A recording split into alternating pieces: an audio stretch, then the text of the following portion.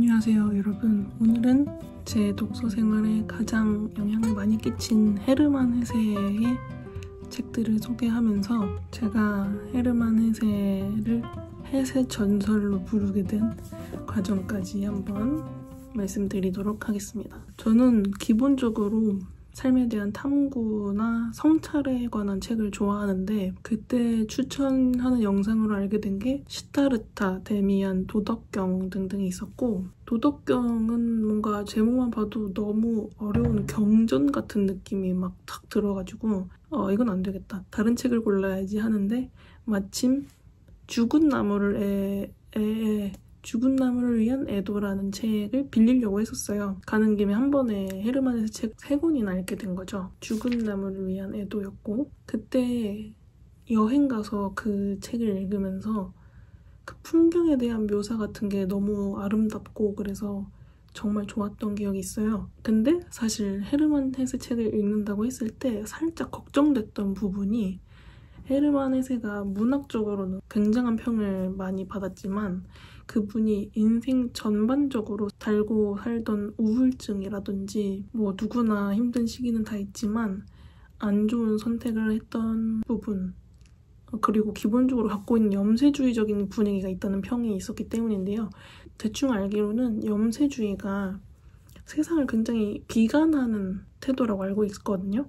그래서 그 부분을 경계하면서 읽어가는데, 물론 책 안에서 좌절하고 막 고통받고 인생에 너무 저 끝까지 깊게 고뇌하는 모습들, 이런 게 많이 느껴지긴 했는데 헤르만 헤세 책을 읽으면서 생각했던 것보다 다르게 느꼈던 점은, 사랑할 수 있는 부분들을 또 자기 나름대로 사랑하고 또 치유하고 정화하는 모습들이 좀 더 많이 보였어요.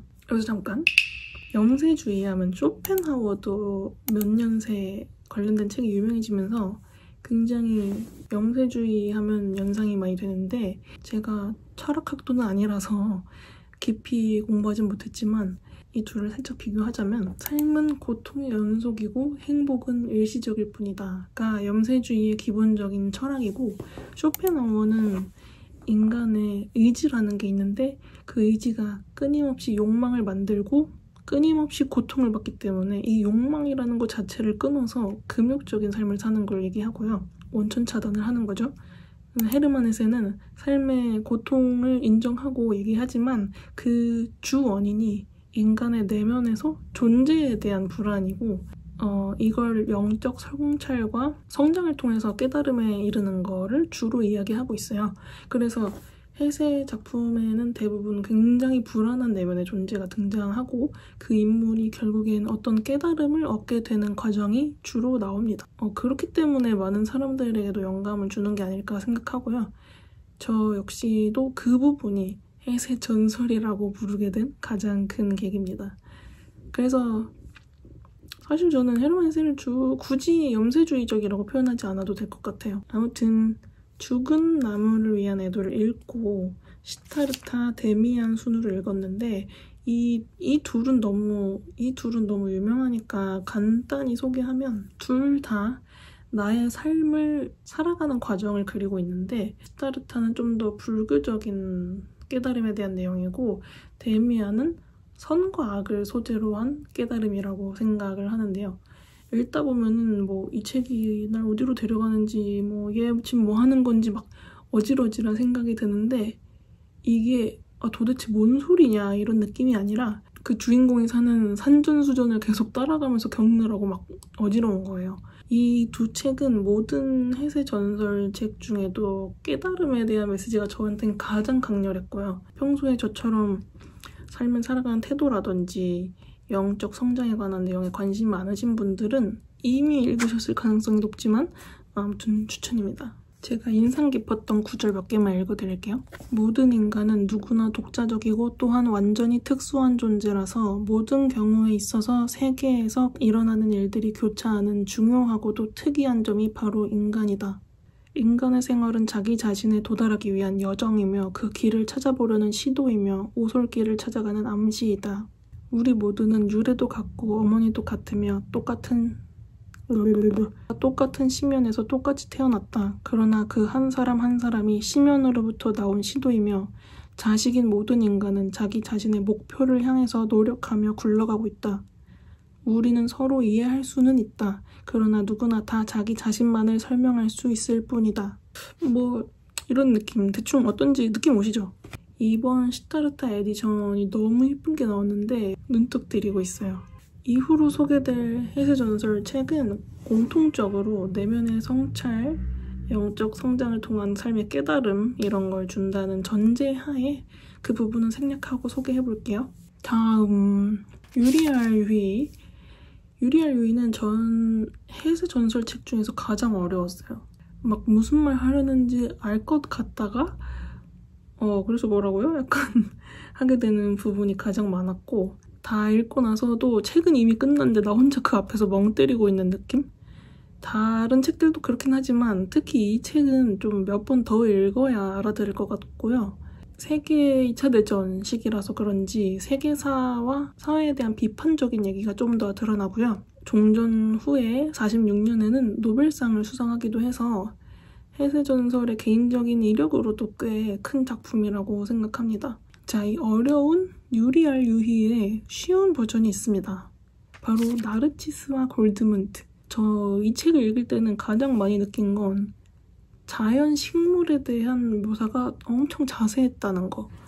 그래서 읽는 종중 어떤 식물 이름이 나오면 어떻게 생긴 꽃일까 싶어서 이미지를 직접 찾고 메모하면서 읽기도 했고요. 이게 분명 수십 년 전이었음에도 굉장히 지금 사회를 관통하는 메시지가 있어서 이거 한번 읽으면서 다음 책 넘어갈게요. 운동과 회개를 위한 자리가 있는 동시에 사교와 호사스러운 생활을 위한 자리도 있었으니 어느 쪽이 우세하고 지배적인 것이 되느냐는 그때그때 수도원장의 성품과 그때그때 시대를 주도하는 흐름에 달려 있었다.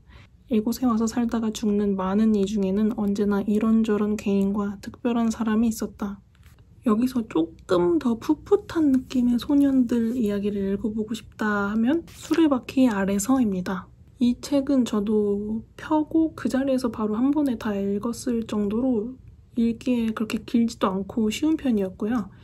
앞에서 하도 깊은 고뇌와 성찰에 두드려 맞다가 이 책으로 넘어오니까 오히려 굉장히 쉽게 읽을 수 있었습니다. 요즘은 좀 덜한 것 같긴 하지만 아직도 어딘가에서 있는 강압적인 어른들과 나라는 사람을 잊고 사는 청년들에게 반성과 용기를 줄 수 있는 책이라고 생각해요.